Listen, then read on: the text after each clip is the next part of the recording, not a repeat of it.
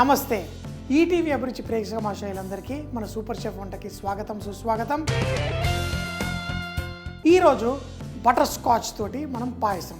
అసలు butter scotch అంటే ఏంటి? కొంచెం వెన్న, నట్స్, పంచదారతోటి ఈ చేసే బటర్ స్కాచ్ని మనం ఐస్ క్రీమ్ రూపంలో తింటాం, రకరకాల స్వీట్లలో మనం తింటాం, ఆఖరికి పతీసా ఇలాంటి వాటిల్లో కూడా ఆ బటర్ స్కాచ్ ఎఫెక్టు మనం తీసుకొచ్చి ఏదైతే పంచదారని కరకరలాడుతూ మనం చేస్తాం. సో నిజానికి చెప్పాలంటే మాటల్లో పెద్దగా ఉన్న మన మామూలు తినే చిక్కీలు ఉంటాయి చూడండి, బెల్లం పట్టీలని లేకపోతే జీడిపప్పు పట్టీలని, వాటిని క్రష్ చేసామంటే మనకి బటర్ స్కాచ్ తయారైపోతుంది.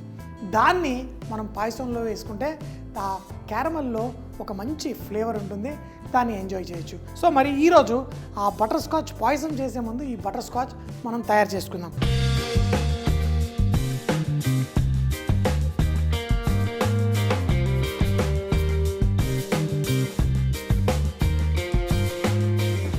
ఈ బటర్ స్కాచ్ మనం తయారు చేయాలి అంటే దీనికి కావాల్సింది పంచదార.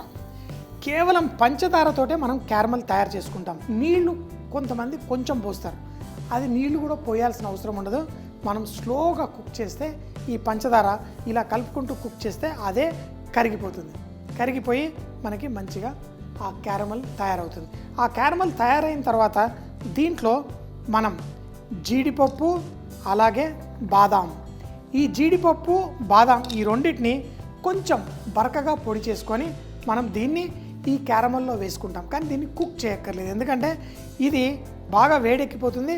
అప్పుడు మనకి ఆ చూడండి ఇటు సైడ్లలో కలర్ వస్తుంది, కరిగిపోతుంది. ఒక్క చుక్క నీళ్లు వేయకుండా మనకి ఇది పర్ఫెక్ట్గా కరుగుతుంది. కాకపోతే మంట మనం చూసుకొని అడ్జస్ట్ చేసుకొని దీన్ని చేసుకోవాలి. బాదాం జీడిపప్పుని బరకగా పొడి చేసుకుందాం. ఈ లోపల మన క్యారమల్ తయారు చేసుకుందాం. చూడండి స్లోగా ఇలా కలుపుకుంటూ మనం ఇందులో ఫోర్క్ ఏదైతే వాడుతున్నామో లేకపోతే నైఫ్ కానీ ఏదైతే వాడుతున్నామో ఇది కూడా అదే టెంపరేచర్కి రావాలి. కొంచెం టెంపరేచర్ అడ్జస్ట్ చేసుకొని దీన్ని ఎక్కువ కూడా కలపకూడదు, ఓన్లీ కొనల్లో కలపకండి. ఉంది కదా అని మధ్యలో అంతా ఇట్లా కలిపారనుకోండి మళ్ళీ అది గ్రెయినీ అవుతుంది. జాగ్రత్తగా ఎక్కువ కలపకుండా మంచి క్యారమల్ కలర్ అంటే డార్క్ కలర్ రావాలి. సో వేడి ఎక్కువగా ఉండకూడదు, ఎట్ ద సేమ్ టైం ఇది మంచిగా ఈ దాంట్లో కరగాలి. ఇప్పుడు కరుగుతూ ఉంది స్లోగా. ఈ స్పూన్ని మనం ఏదైతే నైఫ్ వాడుతున్నామో ఇది బయటికి కూడా తీయకూడదు, కిందకి టచ్ అవుతూనే ఉండాలి. ఎందుకంటే బయటికి వచ్చి చల్లగా అయ్యి మళ్ళీ పెట్టామనుకోండి అప్పుడు మనకి ఇది పాడైపోతుంది. సో మంచి బంగారు రంగులో మనం దీన్ని తయారు చేసుకుందాం.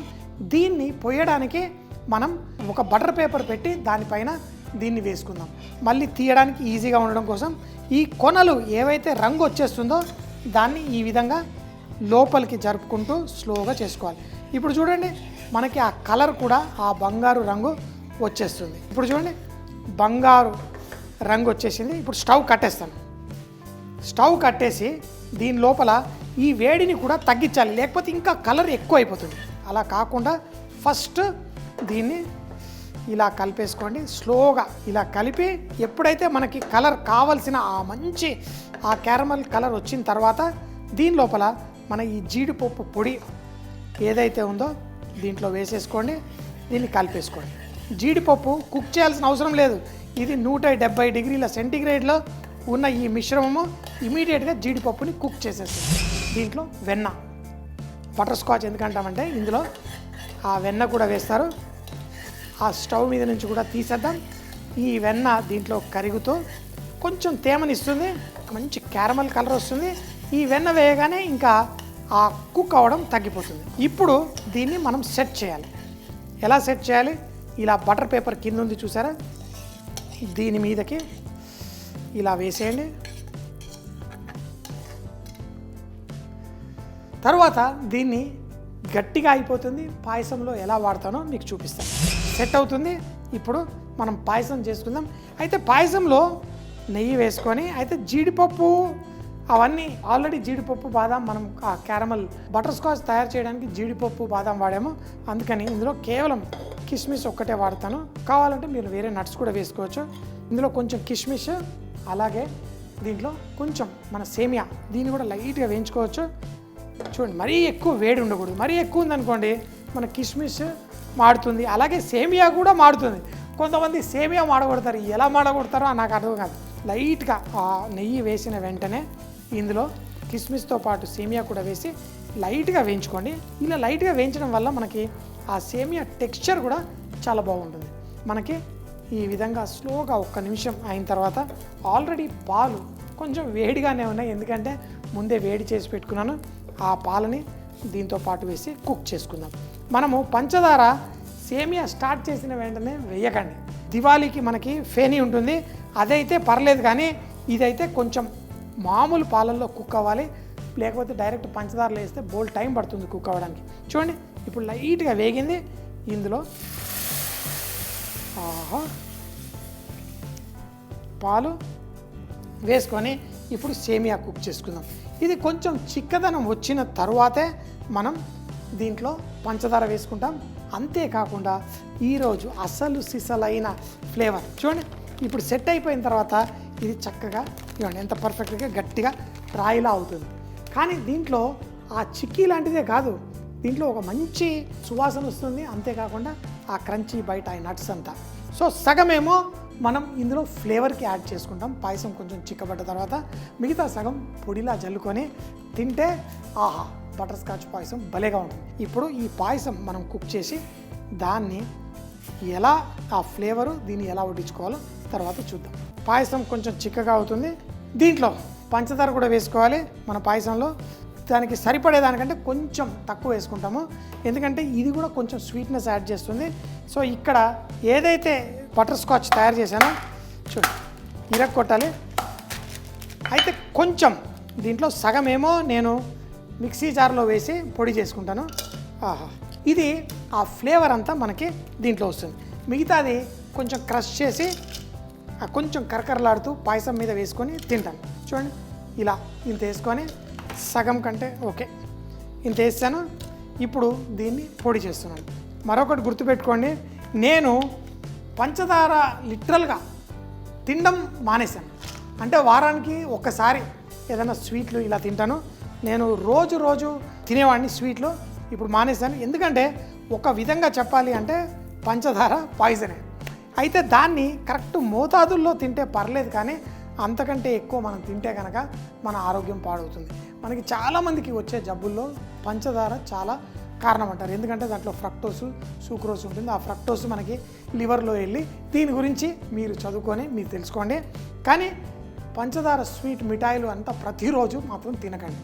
ఫ్రూట్స్లో ఉన్న దాంట్లో న్యాచురల్గా వచ్చే దాంట్లో మనకి ఫైబర్ కూడా ఉంటుంది, కాబట్టి మన బాడీ దాన్ని చక్కగా అడ్జస్ట్ చేసుకోగలుగుతుంది. కానీ న్యాచురల్ షుగర్ని, ఇలా దొరికే షుగర్ని ఎంత తక్కువ వాడుకుంటే అంత మంచిది. వారానికి ఒకసారి. సో మరి దీన్ని పొడి చేసి దీంట్లో వేసి ఆ బటర్ స్కాచ్ ఫ్లేవర్ని దీంట్లోకి తీసుకొద్దాం. ఎందుకంటే ఇందులో బటర్ ఉంది, షుగర్ ఉంది, నట్స్ కూడా ఉన్నాయి. ఆ పొడి పాయసంలో పడగానే ఒక మంచి ఫ్లేవర్ యాడ్ అవుతుంది. ఇప్పుడు మన బటర్ స్కాచ్ పౌడర్ ఏదైతే చేశానో దాన్ని ఇప్పుడు చూడండి, అది బెల్లంలా తయారైంది, కానీ దాంట్లో ఆ నట్స్ ఆ వెన్న ఉండడం వల్ల దానికి ఇప్పుడు నా పాయసం రంగు కూడా చేంజ్ అయ్యి ఇప్పుడు ఇది బటర్ స్కాచ్ పాయసం. మంచి కాఫీ ఫ్లేవర్లో నా బటర్ స్కాచ్ పాయసం రెడీ. మరొక 2 నిమిషాలు ఉడికించి పక్కన పెట్టేసుకుందాం. ఇది కొంచెం చల్లగా అయితే చిక్కగా అవుతుంది. నాకు పాయసాన్ని చల్లగా కూడా ఎంజాయ్ చేస్తాను, వేడిగా కూడా ఎంజాయ్ చేస్తాను. ఇది ఎలా తిన్నా చాలా బాగుంటుంది.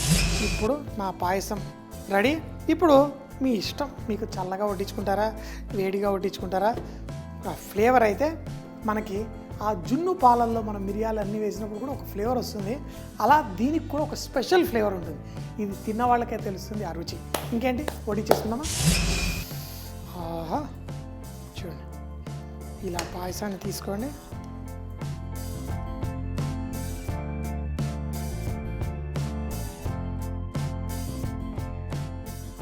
వేడి వేడి పాయసం, దీనిపైన నా బటర్ స్కాచ్ మంత్రం బుస్సు బుస్సు బుస్సా బుస్సో బుస్సా. ఇది మెల్ట్ అవుతూ ఉంటుంది. మెల్ట్ అయినప్పుడు ఆ తేనెలోని కమ్మదనాన్ని ఇంకొక ఆ నట్స్ తోటి ఆ వెన్నతోటి ఇందులో వచ్చేస్తుంది. ఇంకేంటి ఆలస్యం, ఆలోచించేది లేదు, ధనాదన్ తినేద్దాం. సో పాయసం, నా బటర్ స్కాచ్ పాయసం చాలా వేడిగా ఉంది.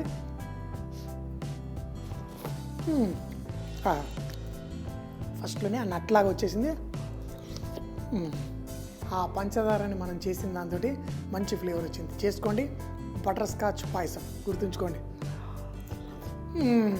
బటర్ స్కాచ్ పాయసం దీన్ని తయారు చేయడానికి చూపించిన విధంగా మిక్సీ జార్లో జీడిపప్పు, బాదాం లైట్గా కోర్సుగా పొడి చేసి పెట్టుకోవాలి. ఇప్పుడు ప్యాన్లో పంచదార వేసి దాన్ని చూపించిన విధంగా కరిగిస్తూ క్యారమల్ కన్సిస్టెన్సీ వచ్చేంత వరకు కుక్ చేసుకోవాలి. ఎప్పుడైతే అది కొంచెం బంగారు రంగు రావడం మొదలు పెడుతుందో ఆ టైంలో మనం స్టవ్ కట్టేసి దాన్ని లైట్గా కలుపుకుంటూ నట్స్ పౌడర్ ఏదైతే ఉందో దాంట్లో వేసి కలిపి, దాంట్లో వెన్న కూడా చూపించిన విధంగా వేసి కలిపి ఒక బటర్ పేపర్ కింద మీద పోసుకోవాలి. ఇది సన్నగా చిక్కీలా తయారు చేసుకొని తర్వాత దాన్ని ముక్కలుగా కట్ చేసుకోవాలి. ఇప్పుడు సేమియా తయారు చేసుకోవడానికి ప్యాన్ లో కొంచెం నెయ్యి, కిస్మిస్ అలాగే సేమియాని కూడా వేసి లైట్ గా రోస్ట్ చేసి దీంట్లో పాలు పోసి ఉడికించుకోవాలి. ఎప్పుడైతే మనకి ఆ పాయసం అంతా కుక్ అయి కావాల్సిన కన్సిస్టెన్సీ వచ్చిన తర్వాత పంచదార అలాగే మన బటర్ స్కాచ్ ఏదైతే తయారు చేసామో మిక్సీ జార్ లో పొడి చేసి సగం కంటే ఎక్కువ ఇందులో వేసుకోండి. కలర్ మారి మంచి టేస్ట్ తోటి పాయసం తయారవుతుంది. ఆ తయారైన పాయసం పైన మరింత బటర్ స్కాచ్ పొడి వేసుకొని తింటే చాలా చాలా టేస్టీగా ఉంటుంది మన బటర్ స్కాచ్ పాయసం. మళ్ళీ సోమవారం ఇదే టైం కలుద్దాం. అప్పటిదాకా సీ యూ, బాయ్ బాయ్.